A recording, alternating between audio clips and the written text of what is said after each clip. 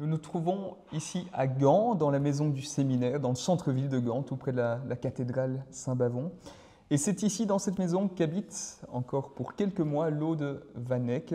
Lode Van Eck qui a été évêque de Gand, qui a eu 75 ans cette année et dont la démission a été acceptée par le pape il y a quelques semaines. Lode Van Eck, bonjour et merci de nous accueillir. Au début de l'été, on a appris que pour raison médicale, le pape avait accepté votre démission d'évêque de Gand. Alors ma première question est assez simple. Comment vous sentez-vous aujourd'hui? Quelle est votre santé aujourd'hui? Merci pour la question. Je vais beaucoup mieux. Ce qui a changé depuis que j'ai ma démission, qu'elle est acceptée, je crois, la grande différence, c'est de ne plus sentir la charge sur les épaules. C'est ça la grande différence. Je me rendais compte, par exemple, j'étais en concert il y a quelques semaines à la cathédrale. Je dis, c'est la première fois que je vois combien ma cathédrale est belle. Parce qu'en fait, on est toujours préoccupé, sans le savoir même, inconsciemment. Fait que c'est une question, voilà. Ça, c'est la grande différence, je crois. Donc, j'en profite, je récupère en partie ce que j'ai perdu en étant malade. Et c'est mieux comme ça, je pense. Et donc, d'un point de vue médical, les choses sont sous contrôle aujourd'hui? Ils sont sous contrôle à condition que je me repose suffisamment. Et que je bouge aussi. Donc, deux choses qui sont impossibles pour un évêque. Se reposer et bouger de façon saine, enfin, en marchant et des choses comme ça. Donc, enfin, je peux faire un peu ce genre de choses. Alors, on sait que vous allez bientôt retrouver aussi votre communauté d'Orval, ce lieu où vous avez tant vécu. Vous êtes Gaumais d'adoption. Oui, absolument. Fier de l'être, je dis toujours. Oui. Et donc, vous étiez père abbé entre 2007 et 2019. Oui. Vous allez retrouver ce lieu. À quel moment exactement comptez-vous y retourner? Donc, je reste encore à Gand jusqu'à Noël à peu près, pour arranger certaines choses. Et je me suis mis d'accord avec ma communauté pour dire, allez, à partir de Noël, vous pouvez vraiment compter sur moi, que je rentre dans le berceau. C'est ça.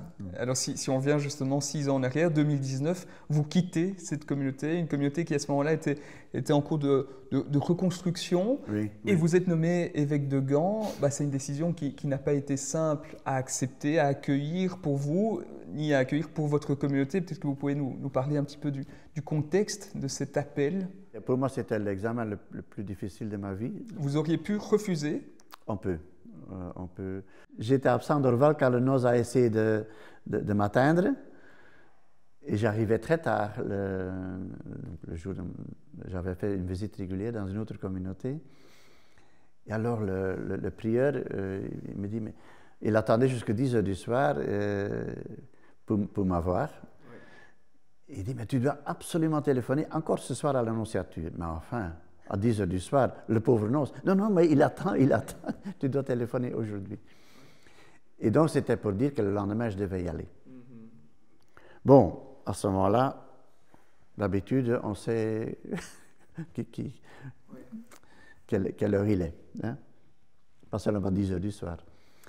Donc, je n'ai pas dit en communauté le lendemain matin, enfin, je devais partir trop tôt le matin, j'ai dit à mon prieur, écoute, dis à la communauté que je dois aller quelque part pour une urgence, mais ne dis pas où j'y vais. Sinon, les frères vont paniquer. Ils vont paniquer, ils sauront de quoi il s'agit d'habitude. Enfin, et alors, donc c'est ce qu'on a fait. Et donc, quand j'étais dans la voiture, je pouvais me préparer à la question parce que je savais comment on circulait. Et il était très, très gentil, Monsieur Kassouja, l'ancien nonce. Il était venu à Orval, peut-être soi-disant, une visite apostolique pour découvrir un peu les communautés religieuses. Je pense qu'à ce moment-là, il regardait quel oiseau il avait, oui. Je pense. C'était quelques mois avant. Et donc j'arrive à l'annonciature et je m'étais préparé pour commencer par refuser. Vous pensiez refuser? Non, non, pas de façon absolue. J'en avais parlé avec mon conseil, j'avais dit aux frères du conseil, mais pas à la communauté, pour ne pas les inquiéter. Si le nonce apostolique pose la question, je commencerai par dire, je dois d'abord en parler avec le pape. Parce que le pape dit qu'il faut discerner les choses et le discernement se fait dans le dialogue. Et je dois l'expliquer pourquoi c'est quand même pas évident pour moi de quitter ma communauté parce que je suis père abbé. C'est pas que je me prends trop au sérieux, mais bon, c'est quand même comme une famille. Nous sommes en train de construire notre communauté et m'en aller comme ça me semble pas évident. Donc on doit en parler. Donc j'arrive à l'annonciature et je ne sais pas si on apprend ça dans l'académie diplomatique à Rome ou pas, mais il n'y avait pratiquement pas d'introduction, mais ça dépend de la personne. Il était très gentil, mon cher Kasuja, il était très simple aussi. Mais tout de go, il dit, d'abord il m'a quand même présenté une tasse de café. Il faisait très mauvais, c'était l'hiver. Et alors, il dit, voilà, le pape aimerait vous nommer comme évêque de Gand, est-ce que vous acceptez? Si le bruit n'avait pas couru, je pense que j'aurais refusé. Je serais tombé vraiment du 7e étage. Je me disais, non, c'est pas possible. Mais j'étais préparé. Et j'avais pu réfléchir avec mes accompagnateurs pour savoir dans quelle mesure est-ce que j'ai des raisons personnelles pour refuser. Et en fait, on avait déconstruit ma construction. Tout ce qui était personnel tombait. Mais je pensais à la communauté, évidemment. Donc, il pose la question et heureuse fuite, malgré le secret pontifical, des gens avaient dit, on a quand même fait savoir qu'on préférerait que tu restes à Orval. Au pape, en disant, pour la communauté, ça risque d'être un peu difficile quand même. Donc le pape avait été informé. J'en suis sûr. Il connaissait la situation. Oui. Pour moi, c'était capital. Si je n'avais pas eu cette conviction-là, j'aurais dit, je dois en parler au pape. Mais je me disais, en fait, je ne dois pas informer le pape, on ne doit pas réfléchir avec lui, il l'a fait. Et un bon jésuite, il s'est discerné en principe. Donc il demande quand même. Et j'avais dit dans mon conseil, si le pape insiste, je l'accepterai par obéissance. Et donc, en fait, je dois l'accepter par obéissance. Sa simple invitation était en fait le signe que c'était vraiment sa volonté. Oui. Le fait que c'est le pape qui le demande, on ne peut pas dire que c'est indifférent. Au-dessus de lui, il n'y a plus grand-chose. C'est directement Dieu le Père. Et aussi, je savais que le pape était quand même bien informé sur ma situation. Donc, il savait que pour ma communauté, ça ne serait pas évident. Et il le demandait quand même. Étant bon jésuite, il savait ce que c'était discerner, je pense. Ça m'a aidé à l'accepter d'ailleurs, le fait qu'il était jésuite et j'avais confiance qu'il avait bien discerné. Alors, la volonté de Dieu, c'est ça, même si moi je ne comprends rien. Je devais dire simplement oui, c'est une syllabe. Mais le mot ne sortait pas de ma bouche. Parce que je voyais ma communauté. Je dis, mais qu'est-ce que je suis en train de faire? Est-ce que je vais signer l'arrêt de mort de ma communauté? Je dis, non, c'est quand même ça que je dois faire, donc je dois dire oui. Et j'ai pressé le oui entre mes lèvres. Je dis oui. Le nonce a dit, bon, merci. Maintenant, tu dois l'écrire avec tes propres mots au pape. J'ai directement compris, je pense, que la raison c'était, on veut s'assurer que c'est un oui libre. Et donc le pape, le nonce apostolique m'a dit, pour être gentil sans doute, où est-ce que vous voulez faire ça? Est-ce que vous voulez le faire dans la chapelle? Mais je dis, j'ai pas besoin d'une chapelle, j'ai besoin d'une table. Je trouvais que c'était assez grave que je devais l'écrire. Je ne me voyais pas à la chapelle sur mes genoux en train d'écrire quelque chose qui était déjà difficile. Alors, il devait rire, on disait sans doute qu'il n'a pas perdu le nord, notre père abbé. Donc il m'a mis à une petite table avec tout un paquet de feuilles, comme ça, mais j'avais besoin d'une feuille, ça me suffisait, avec un stylo. Et là, j'étais paralysé. Je regardais, la table était devant un mur, et je regardais le mur comme j'avais fait dans la première partie de l'entretien. Je ne vais quand même pas rester ici tout l'après-midi sans rien faire. Allez, prenons le stylo pour commencer. Et puis le stylo, j'ai mis sur la feuille et rien. J'étais là. Allez. Il faut au moins dire très Saint-Père. Bon, j'ai écrit très Saint-Père, virgule. Alors après, j'ai écrit 4 phrases. J'ai dit quelque chose. Je vous remercie que vous exprimez votre confiance en voulant me confier l'évêché de Gand.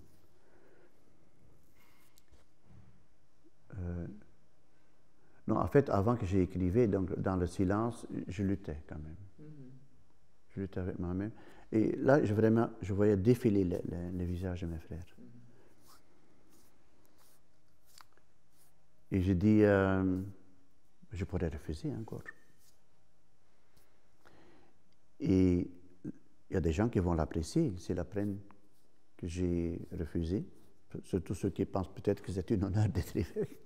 Il a préféré sa communauté. Ce que j'avais envie de faire, en fait.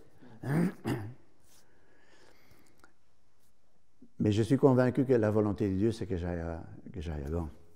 C'est parce que le pape l'a demandé, en connaissance de cause. Même si je ne comprends pas, je dois aller à Gand. Si je reste à Orval, je me considère moi-même comme le sauveur d'Orval. Et tandis qu'Orval, c'est l'affaire de Dieu. Et lui, il dit, mais mon cher ami, moi, je préférerais que que tu deviennes évêque. Mais je dis, mais bon Dieu, je ne comprends rien.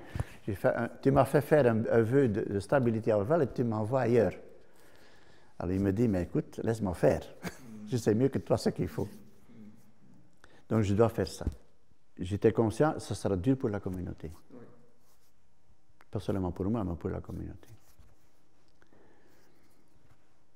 Mais on va passer sans doute par un ou plusieurs tunnels. Les gens vont peut-être dire, c'est fini avec Orval. Mais on va traverser le tunnel.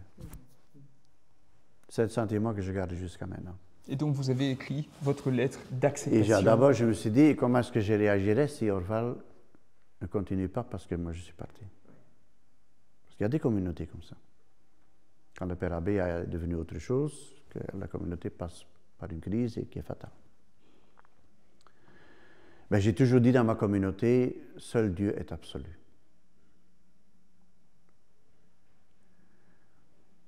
Avec la réserve eschatologique. Mais seul Dieu est absolu et tout le reste est relatif. Et bien, à ce moment-là, je dis, ta volonté soit faite.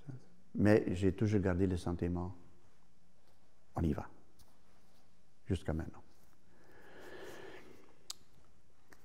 Donc, je dois l'écrire au pape. Et donc là, bon, j'avais du mal à l'écrire. Et j'ai dit, donc, finalement, très Saint-Père,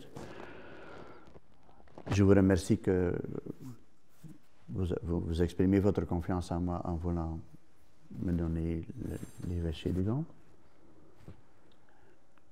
Ce que vous demandez est, humainement parlant, presque impossible. Pour tout le monde, être évêque, mais bon. Quand je pense à ma communauté, je l'ai écrit comme ça, quand je pense à ma communauté, mon cœur saigne. Pour mes frères, plus que pour moi-même. Mais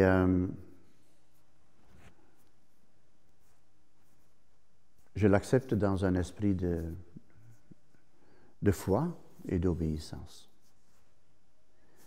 Et je ferai de mon mieux. J'ai signé.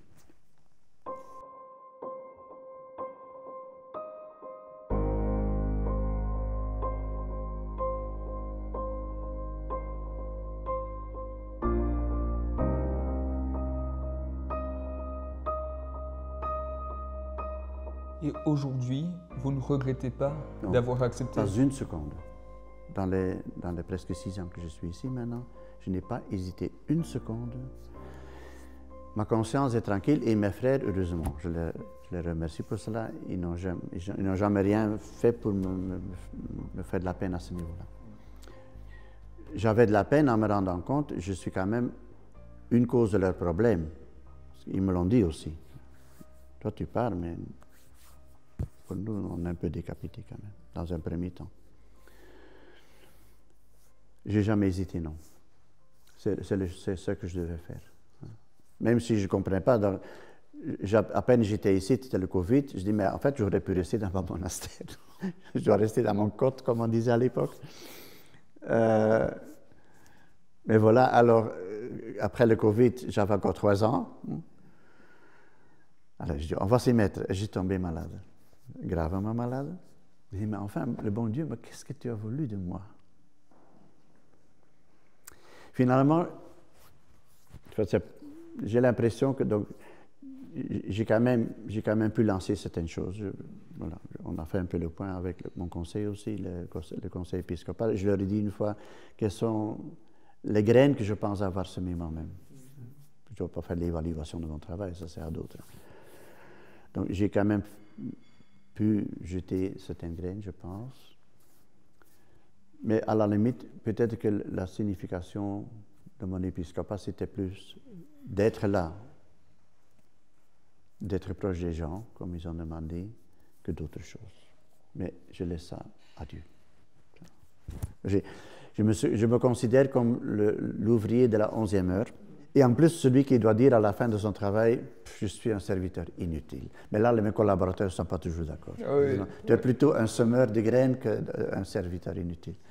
Mais voilà. Donc, Et il y avait quand même parallèlement de la joie à devenir évêque.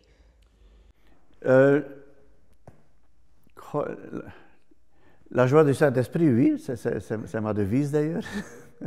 Vous l'avez gardée. C'est pas du plaisir, c'est pas le plaisir. Donc j'étais quand même conscient des difficultés des évêques parce que je connaissais bien les autres évêques. Tout le monde venait à Orval et s'était confié souvent. Donc je savais un tout petit peu à quoi m'attendre au niveau problème. On ne peut pas dire qu'on...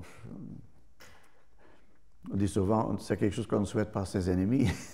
Je souhaite à personne de devenir évêque comme tel pour le côté humain de l'affaire. Et en même temps, au niveau spirituel, c'était une expérience forte dans l'annonciature. Quand je l'ai accepté, c'est très étonnant à expliquer. J'ai eu ça la même chose quand j'ai accepté ma vocation monastique aussi.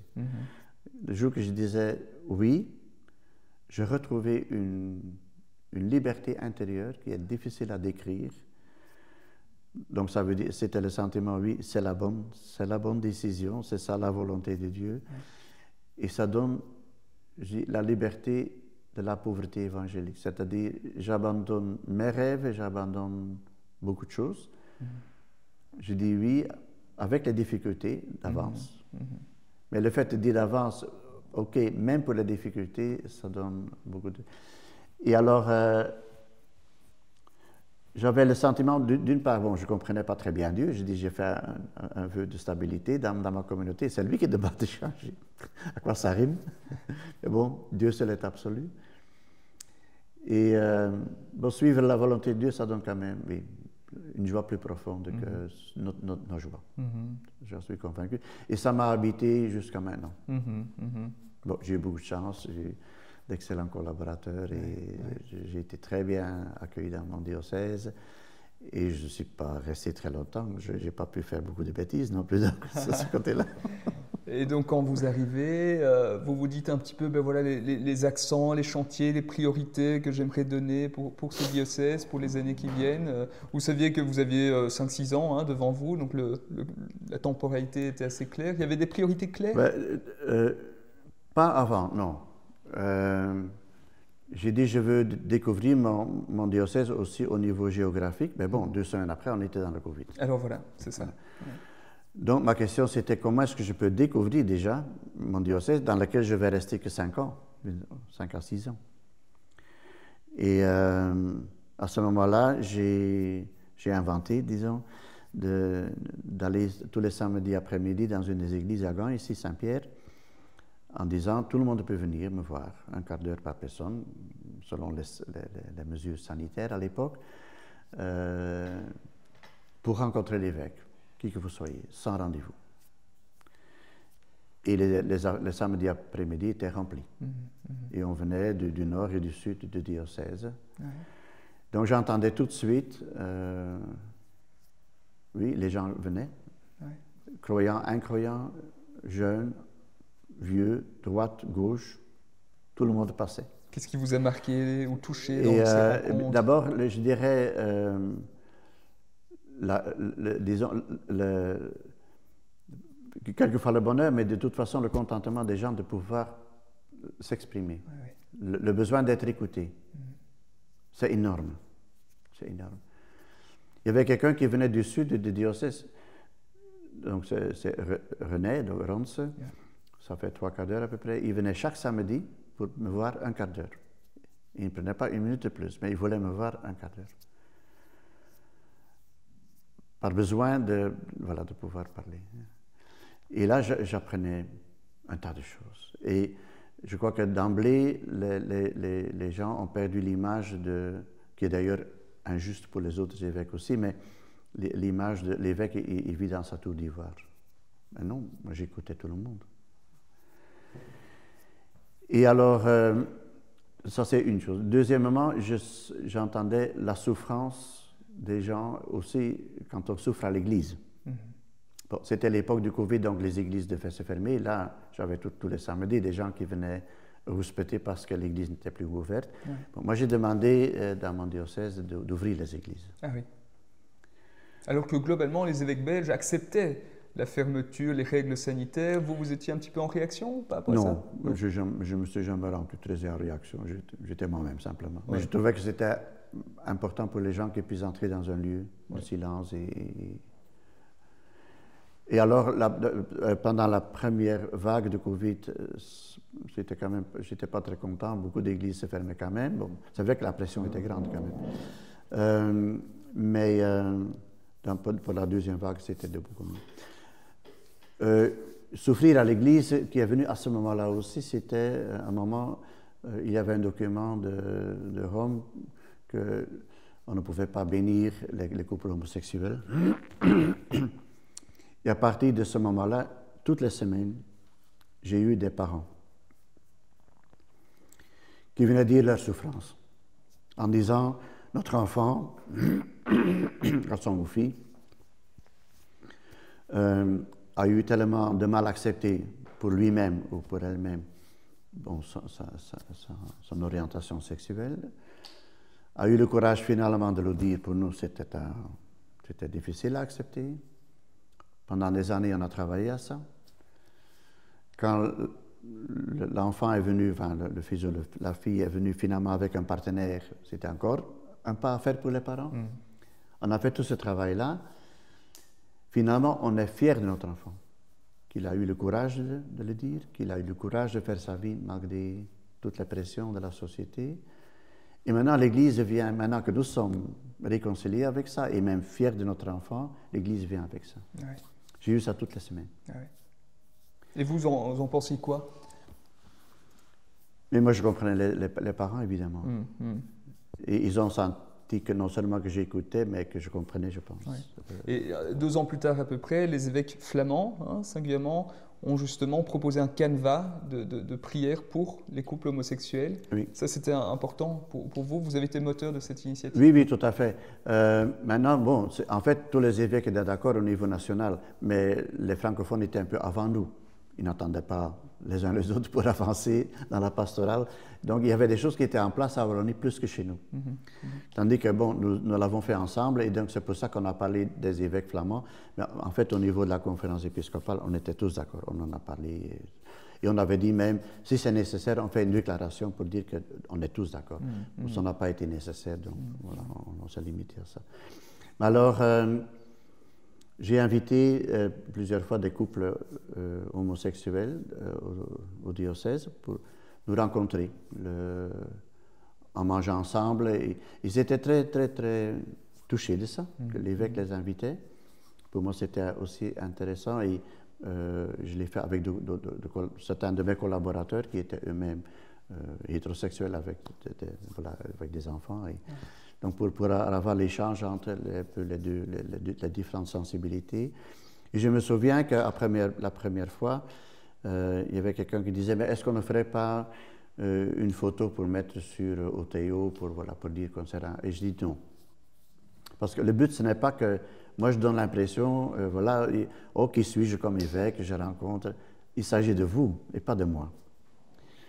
C'est pas que j'ai honte de dire qu'on s'est rencontrés. Mais c'est pas de la communication, en tout cas. Au niveau de la communication, c'est une mauvaise communication. Mais quand c'est dans le contexte, c'est bien de dire que je vous ai rencontré, je le dirai, il n'y a aucun problème. Je ne veux pas récupérer, ça m'a toujours un peu gêné quand on faisait les petits films pour les gens sans papier, par exemple. On fait ça chaque année. Et je dis, mais le but, c'est quand même pas de dire, regardez combien nous sommes bien comme évêques, parce que nous rencontrons les gens sans papier. Mais il s'agit des gens sans papier et de leurs problématiques. Et nous devons en parler quand les autres n'en parlent plus, à ce moment-là, et pas pour nous-mêmes.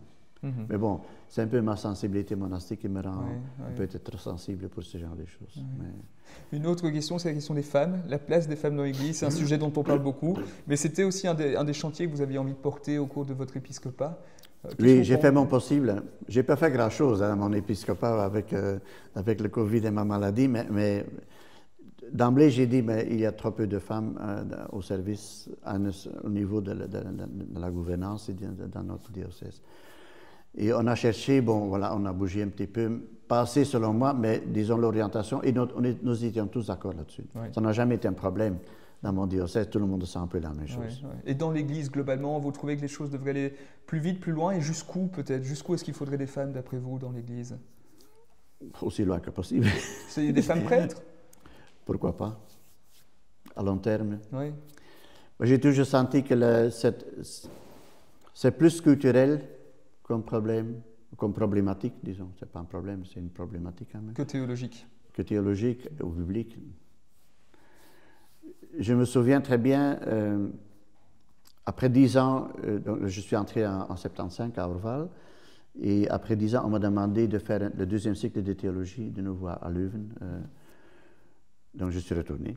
Et j'avais eu toujours des contacts avec la paroisse universitaire dans le temps. Donc je retournais à la paroisse universitaire, qui avait un peu évolué aussi. Et voilà, les femmes avaient un rôle déjà plus important. Je dis, tiens, je n'étais pas habitué parce que je viens de monastère d'hommes. Et je dis, hey, si la femme était vraiment derrière l'autel, comment est-ce que je réagirais? Ben, ce serait comme ça. Alors j'ai cherché des raisons, je dis, mais quelles sont les raisons théologiques, profondes, enfin, pour ne pas le faire? Eh bien, franchement, je ne les ai jamais trouvées. J'ai toujours ouvert à les entendre, mais... Donc je pense que c'est plus culturel. Déjà à Orval, on avait de très bons contacts avec des pasteurs protestants féminins qui sont venus prêcher des récollections chez nous, que j'ai fait parler d'ailleurs, faire on ne peut pas dire homélie, mais un commentaire quand même sur la lecture. Mais pourquoi pas en fait? Mais c'est plus culturel, donc je crois que pour certaines personnes, c'est indigestif, c'est pas digérable. Et dans certaines cultures, c'est comme ça. Et donc vous regrettez... Mais c'est plus culturel qu'autre chose. Oui, et donc c'est là que je comprends très bien. Je n'ai pas de preuve que c'est comme ça, mais j'ai le soupçon que le pape François, il nous a fait un tour jésuite avec son processus synodal. C'est-à-dire, quand il a eu le synode sur l'Amazonie, il a senti le vent contre. Certaines questions ne pouvaient pas passer. Et c'est là, et je crois que c'est juste comme intuition, il s'est dit, mais il y a des questions qu'il faut résoudre dans le contexte culturel, mais sans faire des schismes dans l'Église. Et donc, il nous a préparés à ça en faisant le processus synodal. C'est-à-dire, on va commencer par l'en bas. Ce sont les questions qu'on a posées au niveau d'abord du diocèse, après du continent. C'est une bonne méthode. Mais on sent en même temps combien de chemin il y a encore à faire. Et donc vous aimeriez qu'au niveau d'une conférence épiscopale, par exemple, ou au niveau d'un continent, on puisse avoir plus d'autonomie? Oui. Mais on est loin de ça au niveau de l'Église universelle, mais il faut avancer. Il faut avancer. J'ai beaucoup senti ça. Après, justement, que les évêques flamands ont fait le document sur l'homosexualité et les bénédictions des couples, très peu après, j'ai eu la visite de 2 évêques congolais à Gand. Et l'un disait rien et l'autre parlait tout le temps, posait les questions. Il dit, mais c'est quoi ça avec les évêques flamands, avec le document? Et moi, je ne savais pas du tout qui étaient ces évêques. Donc je dis, je dois un peu sentir qui sont les personnes. On ne peut pas dialoguer. Où est-ce que c'est situé? Je ne sais pas. Donc, prudemment, on parle de ça. Et je dis, mais voilà, on tient compte quand même des sciences humaines aujourd'hui, aussi de la sensibilité, les choses évoluent. Enfin, bon, voilà, je prépare un peu. Hein. Et celui qui parlait disait, oui, mais oui, chez nous, ça existe aussi quand même. Mais je dis, ça existe quoi? L'homosexualité? Ben oui, ça existe comme ici. Et donc, il me défiait, et l'autre ne disait jamais rien. Et à un moment, celui qui parlait disait, écoutez, vous avez raison, mais chez nous, c'est un tabou absolu. C'est ça. On ne peut pas en parler. C'est un tabou, dans le sens fort du terme. Et ça m'a fait sentir combien on est quelquefois loin au niveau culturel. Et on doit apprendre à vivre avec ça, avec la différence. Oui. Aussi au niveau de l'Église et au niveau des sensibilités. Mais comment faire pour rester Église universelle et ne pas faire différentes églises. Oui, c'est pas évident, ça. Et donc ici, on est impatient pour certaines questions. Quelquefois, les gens me disent, mais tu es quand même évêque, pourquoi tu ne décides pas tout simplement? Je dis, oui, mais je suis aussi évêque pour faire l'unité avec le reste de l'Église. Je dois tenir compte de mes collègues. Oui. Et voilà, donc cette patience est quelquefois difficile. Donc pour les uns, ça va trop vite, pour les autres, ça ne va pas assez vite. Certains ne veulent même pas qu'on dise ce qu'on pense franchement parce qu'on n'est pas de leur avis. Enfin bon, voilà, on connaît tout ça. C'est un peu avec ça qu'il faut jongler quand on est évêque aussi. Une autre question qui vous est très chère, c'est la question des jeunes. Hein. À Orval, vous aviez lancé Orval Jeunes en prière. Ici, dans le diocèse, vous avez essayé d'être là où étaient les jeunes. Et en même temps, c'est une question récurrente, c'est le défi, comment faire en sorte qu'ils se sentent chez eux dans l'église, dans les paroisses, il y en a quand même plus tellement. Le jubilé des jeunes à Rome qui s'est tenu fin juillet a rassemblé à peu près 300 jeunes flamands, c'est pas énorme. C'est pas énorme. Finalement, on fait quoi avec cette place? On doit se résoudre au fait que, se résigner au fait que les jeunes ne viennent plus ou on doit... Non, il ne faut pas se résigner parce que les jeunes sont demandeurs. Les jeunes, enfin, des jeunes. Quand je suis arrivé ici, donc je dis, je ne connaissais pas le diocèse et il fallait préparer mon ordination épiscopale. Et j'ai quand même dit aux collaborateurs qui préparaient l'ordination, mais où sont les jeunes dans l'ordination? Il faut les inviter explicitement. Et ils sont venus en groupe, un grand groupe. Et j'avais dit, voilà, j'ai écrit une lettre avant d'être ordonné. Je vous invite. Et le but, ce n'est pas simplement pour une cérémonie. J'espère que c'est un point de départ pour faire des choses ensemble. Mais ça serait chouette si vous pouviez venir à l'ordination. Et vous auriez une bonne place. Et donc, on a réservé une partie de la cathédrale pour les jeunes. C'était le groupe le plus enthousiaste de l'ordination. C'est eux qui ont applaudi le plus après. Hein. Bon, le Covid est venu, donc je n'ai pas du tout fait ce que je pensais faire. Mais j'ai quand même, quand je suis arrivé, ce n'est pas du coq à l'âne, mais c'est important, j'ai demandé à beaucoup de gens de tous bords, qu'est-ce que vous attendez de votre nouvel évêque? Moi, je viens d'une autre planète. Je viens de la Wallonie, ce n'est pas une autre planète, mais quand même un peu un autre monde culturel. Je viens d'une vie cloîtrée. Et je ne suis pas préparé à ce travail. Je n'ai jamais eu un travail dans une paroisse, une obligation pastorale au niveau d'un diocèse. Qu'est-ce que vous attendez? J'ai demandé ça à des croyants et incroyants. Et j'ai toujours eu les mêmes réponses. Toujours. De haut en bas, de jeune à vieux. La première chose, je peux le résumer comme... la spiritualité, la foi. Et on ne disait pas ça parce que j'étais moine. On trouvait que c'était évident que c'était pour un évêque la première chose. C'est intéressant à savoir. Hein. Et deuxièmement, littéralement, avec les mêmes termes, comme si on s'était passé la parole à répéter, mais ils ne savaient pas l'un de l'autre, que tu viennes auprès des gens. Tous. Donc j'ai dit à mes collaborateurs au conseil épiscopal de l'époque, voilà, c'est à ça que je suis appelé par les gens. Donc libérez-moi le maximum possible pour que je puisse rencontrer les gens. Et qui sont les gens? Parce qu'on peut se perdre du temps du matin jusqu'au soir avec un tas de personnes très différentes, mais qu'est-ce que ça apporte au niveau de la construction de l'Église de l'humanité? Ça peut être du temps perdu aussi. Sachez que j'ai deux priorités, et donc libérez-moi de certaines choses pour pouvoir les atteindre. Ce sont les pauvres, parce que ça c'est l'Évangile, et ce sont les jeunes, parce que c'est l'avenir. Ouais. Donc j'ai essayé de rencontrer, j'ai eu pas mal de rencontres dans les écoles, j'ai eu une très bonne collaboration avec l'enseignement catholique ici dans mon diocèse. Chaque fois qu'on m'invitait, j'ai toujours accepté.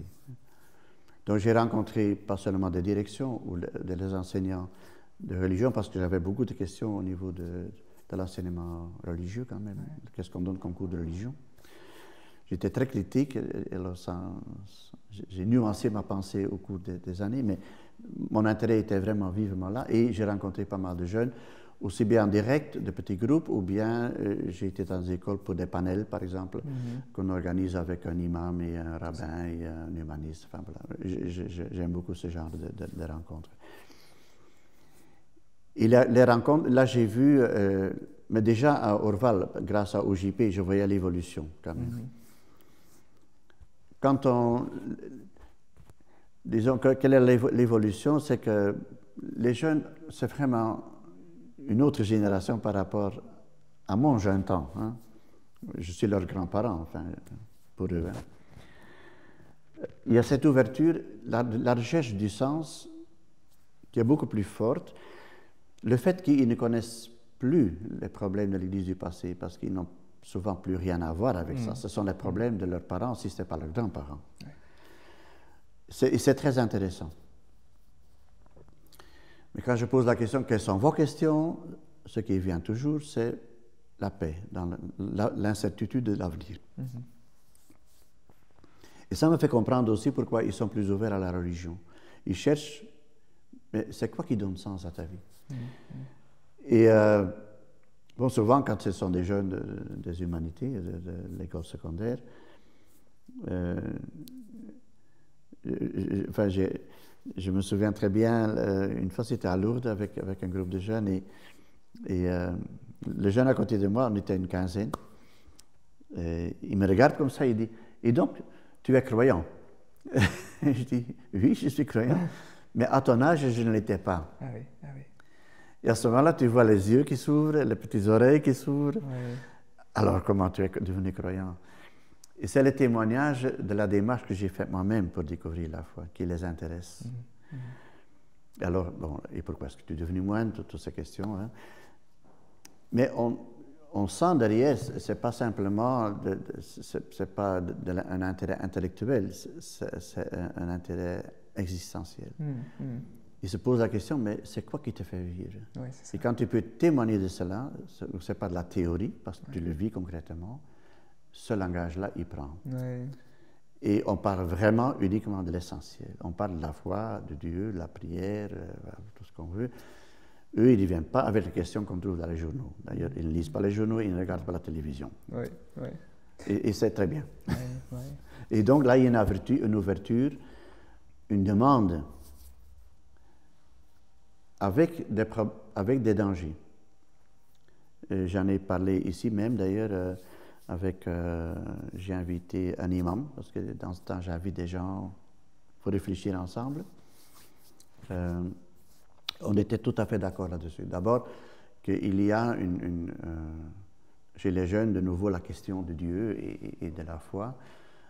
Et pourquoi? Et que ça, c'est derrière. Donc, cette incertitude, et c'est tellement sombre quelquefois pour certains dans l'avenir. À quoi est-ce qu'on peut s'accrocher? Et on était d'accord, parce que pour moi, c'est très important. J'ai dit à l'imam, nous avons quand même une grande responsabilité pour l'avenir. Parce que, bon, ici à Gand, par exemple, il y a pas mal de musulmans. Donc, et avec beaucoup d'entre eux, on a de très bons contacts. Notre devoir, c'est de préparer un avenir que nous témoignons que nous pouvons vivre notre foi, notre religion différente, avec les différences qu'il y a, dans un monde pluraliste. Parce que le danger, et je le vois d'ailleurs, le danger, c'est qu'il y a des groupes aussi qui essayent de récupérer les gens dans leur faiblesse, les jeunes. Sachant qu'il y a cette question, on va les essayer de faire rentrer dans notre club. Y compris chez les catholiques, y compris chez les catholiques et y compris de tous côtés. C'est ça. Et nous devons donner le témoignage qu'on peut vivre ensemble avec un respect mutuel. De toute façon, il y a la liberté de conscience des personnes, on doit la respecter. On vient avec une proposition, nous sommes conscients des différences. À un certain niveau, on peut en parler aussi, on peut dire où sont les différences exactement. Mais en même temps, c'est une proposition et avec un respect. Et nous témoignons que d'abord, nous pouvons vivre ensemble sur la même planète. Oui. Ça, c'est parce que j'ai répété souvent, notamment dans les panels, par exemple, ou dans d'autres interviews, moi, je ne crois pas dans le clash des cultures et des religions. Le mur de séparation n'est pas entre les religions et les cultures, il est entre les gens ouverts et les gens fermés. Et les gens ouverts, moi je trouve ça passionnant de vivre avec des gens différents. J'ai de très bons amis musulmans, très bons. On est conscient qu'il y a des choses qu'on voit différemment au niveau de la foi, mais aussi quelquefois au niveau des conséquences pour le type de société qu'on veut vivre. Mais on s'aime, on est des amis, on s'apprécie, et donc on cherche. Et ça, c'est passionnant. Quand on est fermé, on dit « moi j'ai la vérité et les autres n'ont qu'à entrer dans mon club et les autres sont des ennemis ». Alors là, on prépare la guerre. Évidemment, on est un peu dans la dynamique, dans la deuxième dynamique pour le moment au niveau de la société. Mais c'est à nous de réagir contre cela et de montrer un autre type de société. En tant qu'évêque diocésain, vous étiez aussi membre de la conférence des évêques de Belgique. Peut-être là aussi quelques éléments que vous aimeriez retenir. Quel était l'esprit entre vous, l'ambiance? On sait quand même qu'il y a deux grandes communautés linguistiques. Est-ce qu'il y avait des différences? Je pense que oui, vous avez pu les sentir. Oui, voilà. Mais globalement, c'est plutôt la fraternité que vous retenez, oui, la réalisation ça tient collective. aussi un peu à ma sensibilité. Sans doute, il y a des gens... Moi, je suis plus sensible pour certaines choses. Je l'ai dit au cardinal un temps quand il était encore l'archevêque et président de la conférence épiscopale. Il me demandait après quelques mois comment tu te sens en fait. Voilà, donc, je dis mais en fait je suis fier de pouvoir faire partie de la conférence épiscopale. Il disait pourquoi? Je dis mais ce qui me frappe c'est l'unité au niveau de la vision globale de l'Église. On est tous dans la ligne du pape François à ce moment-là. C'est quand même du luxe. Oui, je vois les autres. C'est pas partout le cas. Hein. C'est pas partout le cas. Vu la personnalité de François, bon voilà, je pense aux pays limitrophes, on peut les nommer tous. Hein. Tout le monde n'est pas du même bord. Tandis que nous autres, globalement, on avait la même vision. C'est quand même un luxe énorme. Il y a des différences de caractère, il y a aussi des différences entre la Wallonie et la Flandre. Pour moi, c'est très sensible parce que j'ai vécu toute ma vie en Wallonie, en fait. Et je reviens en Flandre, je vois bien la différence. Mais il y a un accord de fond. Deuxième chose qui m'a frappé, c'est que nos évêques sont quand même intelligents, je veux dire. J'ai déjà rencontré des évêques qui étaient moins intelligents dans d'autres pays, mais au niveau de la Belgique, on était quand même gâtés. Au niveau intellectuel. Au niveau intellectuel. C'est ça. Ça veut dire que quelquefois je me dis, c'est dommage que nos gens, dans nos diocèses, ne nous entendent pas. Avec combien de liberté on peut parler des problèmes et les gens vont dire, bah oui, ils savent bien de quoi il s'agit. C'est ça. Donc des évêques aussi connectés à la réalité, voilà, connaisseurs. Oui. Moi, j'ai trouvé que oui. Peut-être que moi j'ai moins de mal avec ça parce que je viens avec un autre passé. Peut-être que les évêques tombent plus facilement, bon, ils doivent pas jouer un personnage, pas du tout. C'est tellement pas avec de la prétention. Mais bon là, ils sont peut-être plus... ils se comportent plus comme un évêque comme que moi je le fais. Je me sens plus libre à ce niveau-là. C'est ça. Donc parfois on est un peu dans Donc, un je dis, mais rôle... dites ce que vous pensez, comme nous le disons entre nous, aux gens, pourquoi pas, c'est des adultes quand même. Oui, c'est ça. Mais j'étais content à ce niveau-là. Et je suis content, enfin, évidemment, je suis quand même assez belge, hein, je suis un Flamand qui a vécu en Wallonie, donc je suis devenu assez belge. Moi, je trouve que c'est une richesse d'être ensemble. Parce que finalement, c'est ça qu'on doit vivre aussi au niveau international, dans l'Église universelle, c'est de vivre avec ces différences. Et il y avait beaucoup de respect les uns pour les autres, et aussi envers moi qui témoigne quand même. J'ai toujours été très bien accueilli. Non, on se rencontrait toujours au niveau essentiel. Mais alors parfois quand même un décalage avec l'Église universelle ou l'Église romaine, hein, une Église belge qui est peut-être plus ouverte, plus progressiste, certains disent moins claire, plus molle. On a senti un peu ces frottements, notamment lors de la visite du pape en Belgique. Qu'est-ce que vous avez envie de répondre à ça? Il y a une singularité belge? Si, oui. Oui, le belge existe, c'est maintenant que je le dis, parce que j'étais à Orval. Il faut dire que la plupart des Flamands se sentent d'abord un Flamand, avant d'être belge. C'était comme ça, c'était mon cas aussi. Wallon se sent belge, je pense, beaucoup plus vite. C'est typique la façon de parler. Quand nous parlons, ici, on parle tout le temps de la Flandre. Moins de la Belgique. Tandis que de l'autre côté, de mon côté en Wallonie, alors, on parle plus facilement de la Belgique. Tout à fait. Quand j'étais à Orval, nous étions 5 novices à l'époque. Il y avait un Français, des Flamands, voilà. Oui. Alors, avec le novice français, je me disputais souvent. Qui est le plus étranger ici à Orval? Lui qui venait juste de l'autre côté de la frontière, côté français, ou moi qui venais de la Flandre. Et moi, je disais, mais moi, je viens de la culture germanique, et je suis dans la culture latine qui me convient très bien, mais ça, c'est autre chose.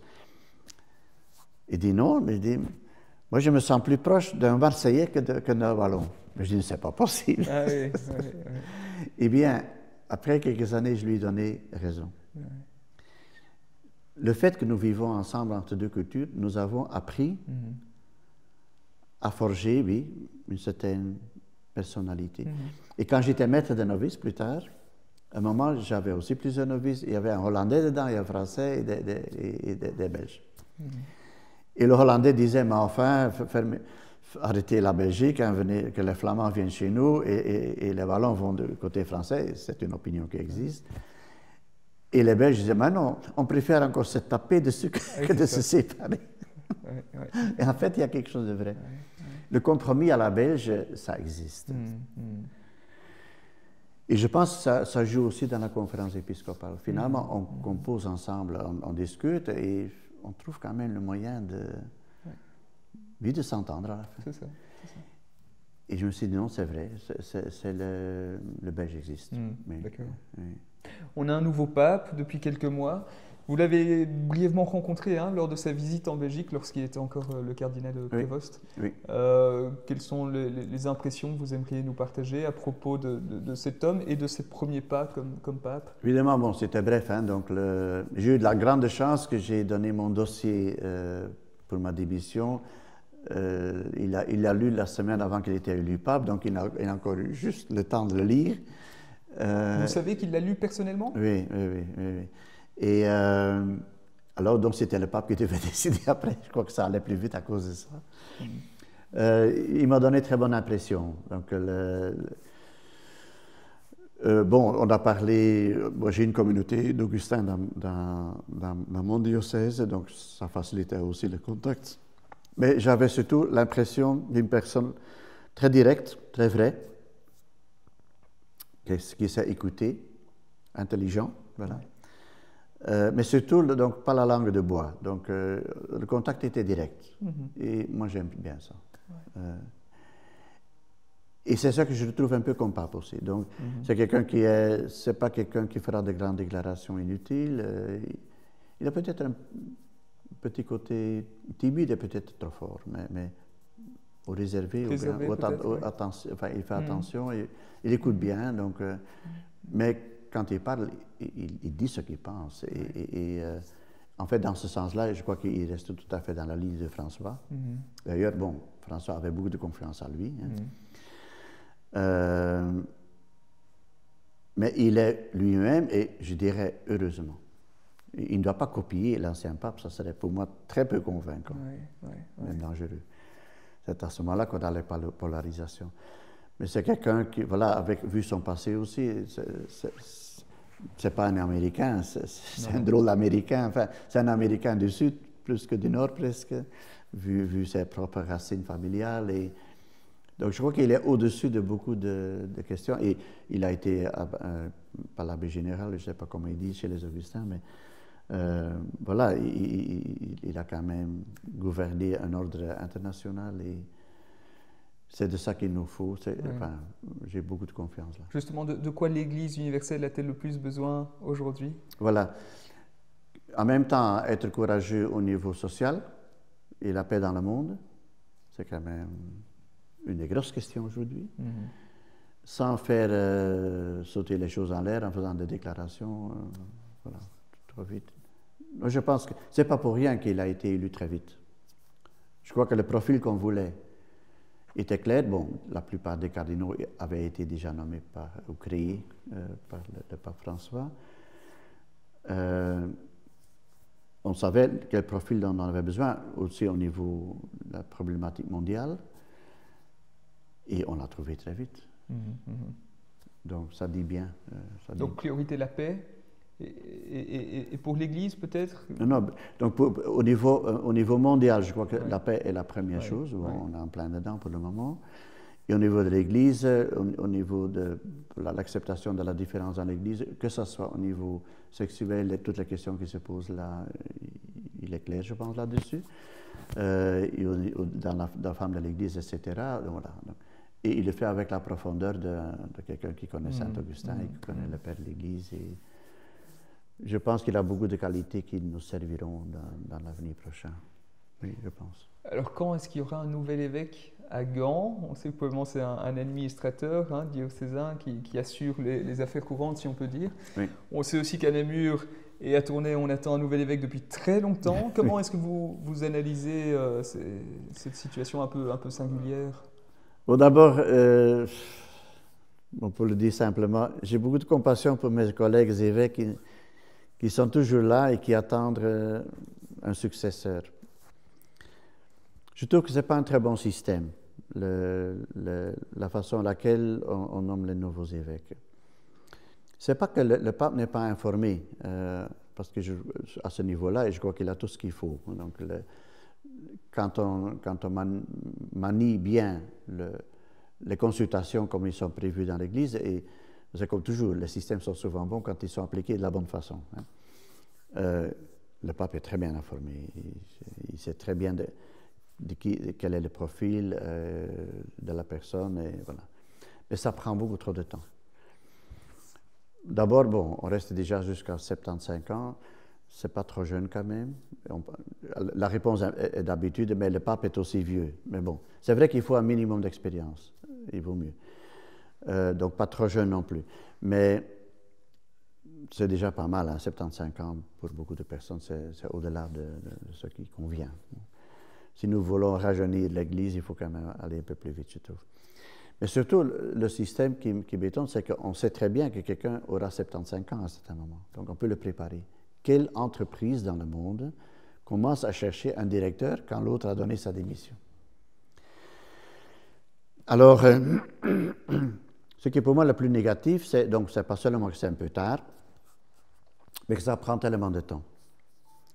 Quand je pense que le nonce apostolique il fait son travail comme il faut, donc moi je suis plus présent dans les consultations, je suis en dehors de ça. Mais quand on a mobilisé tout un diocèse pour dire de quel profil vous avez besoin, quels seront éventuellement les noms qui seraient candidats pour cela. Mais ça prend beaucoup trop de temps. On mobilise le diocèse et ça dure encore 1 an, paraît-il, dans mon cas minimum. Donc pas de nomination d'un successeur avant pour juin l'année prochaine. C'est beaucoup trop. Parce que tout est bloqué maintenant. Le siège est vacant, mais il n'y a même pas d'évêque. Les autres évêques sont encore là. Moi, je ne suis plus là. Donc, c'est un administrateur, mais il ne peut pas faire de nomination. Il doit exécuter ce que j'ai décidé avant. Mais quand même, c'est beaucoup trop un an. Hein. Et pour les autres évêques aussi, donc ça fait 2 ans que les gens attendent quelque chose d'autre. Ça fait 2 ans et demi. Hein. Mais combien l'Église change en 2 ans et demi? Et le monde. Ouais. Donc le profil qu'on est en train de dessiner, il est déjà dépassé en partie. C'est ça. C'est pas un bon système. Mais bon, c'est comme il est. Mais vous savez quelle est l'explication? Ça coince quelque part? C'est le système apparemment. Je crois que j'ai l'impression que c'est comme ça. D'accord. Ça prend trop de temps oui, on doit. J'espère que dans le processus synodal, quand on réfléchit sur les ministères, etc., on abordera cette question sérieusement. Vous retournez donc dans quelques mois à Orval. Qu'est-ce qu'on peut encore vous souhaiter? Quelle sera la communauté actuelle que vous allez retrouver? Quelles seront vos priorités, vos chantiers encore pour les prochaines années? J'ai pas été souvent à Orval. Donc, quand je suis devenu évêque, j'ai dit, bon voilà, mon chantier est ici maintenant. Je dois être 100% l'évêque. Hein. J'ai essayé de l'être au niveau de mon dévouement au moins. Mais je suis resté très fort en contact avec ma communauté. Toutes les nouvelles, je recevais des nouvelles, toutes les semaines. Merci beaucoup. Ils ont toujours aussi dit aux gens de passage de mon diocèse ici, il faut dire à l'autre qu'on l'attend, hein, donc ça m'a fait plaisir aussi. Ouais. La communauté a donc diminué à un certain niveau, hein, donc on est moins nombreux. Donc aujourd'hui, c'est 7? Nous sommes 8 avec moi y compris, donc c'est la moitié de ce que j'avais quitté. Mais bon, on a quelques années plus âgés quand même. Je suis très content, donc j'ai été maintenant pour OJP, non seulement pour l'accueil qu'on m'a réservé, mais aussi pour l'esprit de la communauté. Oui. J'ai toujours dit, quand j'ai vu la réaction et la façon à laquelle j'ai été porté par ma communauté comme évêque, oui. Vraiment, la communauté m'a porté. On mériterait la vocation. Parce qu'ils ont payé le prix cher, vraiment. Et ils ne m'ont jamais reproché ce qu'ils auraient pu faire. On ne m'a jamais reproché que je suis parti pour être évêque. L'esprit est bon et on verra ce qu'on peut faire dans l'avenir, mais j'y crois. Donc je crois dans cette vision qui n'est pas une vision. Nous allons passer par des tunnels et c'est évidemment, c'est un peu juste. Donc combien de temps? Parce que par exemple, je suis dans un diocèse, j'ai 43 congrégations diocésaines à Gand. C'est beaucoup.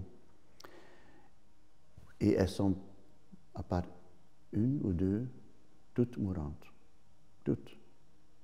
En voie de disparition. Elles ne sont plus capables de former encore des jeunes. Bon, à Orval, on a encore ces possibilités, mais c'est quand même, ça devient, plus on attend, plus ça devient. Et j'ai dit à mes frères, écoute, il faut garder le courage d'abord, il faut garder la foi. Si Dieu m'a mis à Orval, ce n'est pas pour rien. Voilà. Pour chacun d'entre nous. C'est ça. C'est ma place. Ouais. Je ne dois pas regarder ailleurs. Voilà. On n'est pas absolu, je le sais très bien. Mais ça serait dommage que quand il y a la question de la foi qui remonte chez les jeunes, c'est possible et je pense qu'il y aura de nouveau un autre regard sur la vie religieuse aussi. Vous croyez encore dans la vie religieuse aujourd'hui et la vie monastique singulièrement? 100%. 100%. Ça sera toujours incompris par moi, y compris. Je n'ai jamais compris pourquoi Dieu m'a appelé comme moine, mais très heureux que j'ai dit oui. Ouais. C'est le seul mérite que j'ai dans ma vie, c'est j'ai toujours dit oui. Et Dieu a raison. Donc j'y crois absolument, oui. Donc vous espérez de tout cœur ne pas devoir fermer la communauté d'Orval dans les prochaines années? Ce serait dommage qu'on arrête et que l'année après on dit, mais enfin, voilà, il y a quelque chose qui est en train de bouger dans l'Église et dans le monde, et si on avait été là, on aurait pu les accueillir. Ouais. Donc je crois tout à fait dans notre charisme, mais en même temps, il faut être réaliste. Voilà, si ce n'est plus possible, c'est plus possible, mais moi j'y crois. Et alors, Orval est quand même, c'est un lieu saint. C'est un lieu saint depuis 1070. Et Orval n'a jamais été autre chose qu'un monastère. On a eu une interruption après la Révolution française, Mais Orvan n'a jamais été, comme en France, c'est un monastère, une caserne ou autre chose, ou une prison, ou peu importe quoi d'autre, ou une usine. Non, on a attendu que les moines reviennent et ils sont revenus. Donc, ce n'est pas pour dire à la légère, allez, fermons-le. Non. Et on a un lieu saint, pas parce que ce sont des saints. Je connais suffisamment moi-même et mes frères pour savoir que nous ne sommes pas des saints comme ça. Mais il y a toujours eu des moines qui ont essayé de se sanctifier. Et moi, j'ai connu quelques saints aussi, je peux dire. Voilà. Donc, toute dernière question. Dans ce monde qui ne va quand même pas bien, qui est confronté à de multiples crises, quelle est l'espérance que vous avez, que vous auriez envie de partager, notamment à des gens qui n'ont pas du tout la foi? Où est ce Dieu agissant au cœur du monde? Est-ce qu'il est encore là? Quelle est l'espérance? C'est une question qui m'occupe vivement, qui m'a toujours occupé vivement. À cause de mon histoire pour entrer dans la vie monastique, ceux qui connaissent mon histoire, ils savent qu'à un moment, avant d'entrer, j'étais à Guatemala, que j'ai l'histoire avec un petit bébé qui m'interrogeait en fait, enfin, qui m'interrogeait sans pouvoir parler évidemment. C'était un bébé qu'on m'en envoie maintenant à Gaza, qui allait mourir de malnutrition. C'est affreux, c'est vraiment affreux. Et que je recevais de nouveau la question, mais tu vas devenir moine, est-ce que tu vas t'enfermer entre quatre murs quand il y a tellement de choses à faire dans le monde? Pour moi, c'était une question très, très forte que j'ai portée toute ma vie. Et j'ai promis à ce bébé que je n'oublierai jamais la souffrance des gens. J'ai fait un pacte avec ce bébé. Et j'ai été fidèle à ça, je pense. Je ne l'ai jamais oublié. Parce que le bébé signifiait pour moi, écoute, si tu t'enfermes, si tu deviens moine pour t'enfermer dans une bulle religieuse, tu dois quitter. C'est pas ça, l'Évangile. Et j'ai promis, si je deviens incapable de sentir la souffrance dans le monde, je quitte. J'ai fait l'expérience que c'est le contraire. Et donc j'étais très content quand je suis devenu évêque, quand on a redistribué un peu les référents. Oui. Hein. Je suis devenu référent pour Caritas et Diaconie. Ça m'a donné l'occasion, à mon modeste niveau, parce que je n'ai pas eu beaucoup de temps pour le faire. Je n'ai pas pu m'investir comme j'aurais voulu. Mais je l'ai fait et les gens apprécient, je pense, ma contribution, ma petite contribution. Mais ils ont senti que j'étais vraiment de cœur derrière la problématique. J'étais aussi très content d'être le référent pour le dialogue avec l'islam. Je crois très fort de notre rôle dans le monde d'aujourd'hui.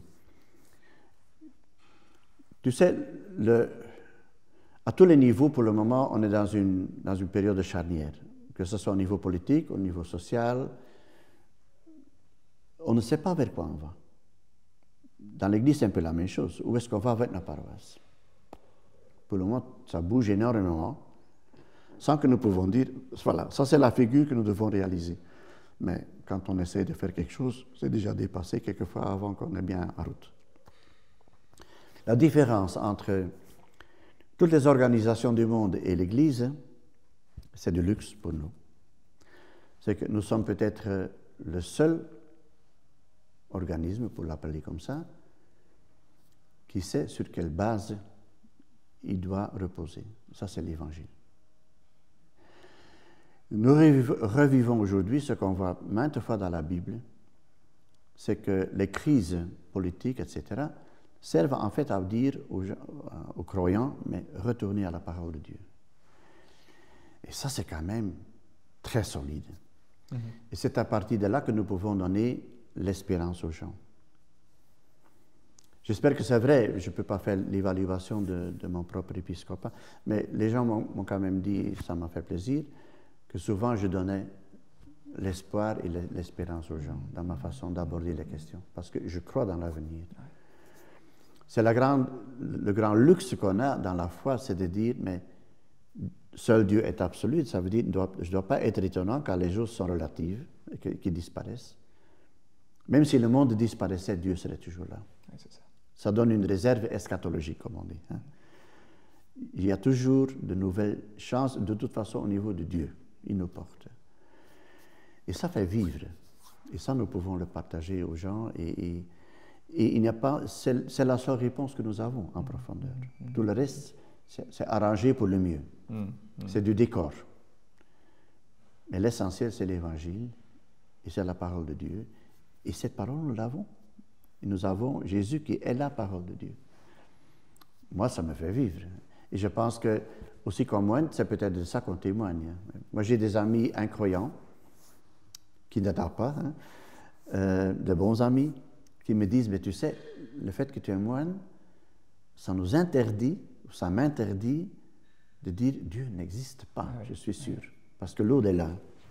Et on sait très bien que tu n'es pas quelqu'un qui se désintéresse à la souffrance des gens. Et alors, le fait que tu es là, qu'est-ce que ça signifie? Et ça, c'est peut-être la radicalité de la vie monastique, est précisément quelque chose qui met en relief ce qui est essentiel dans la foi, c'est-à-dire Dieu. Père Laude, merci beaucoup pour cet entretien.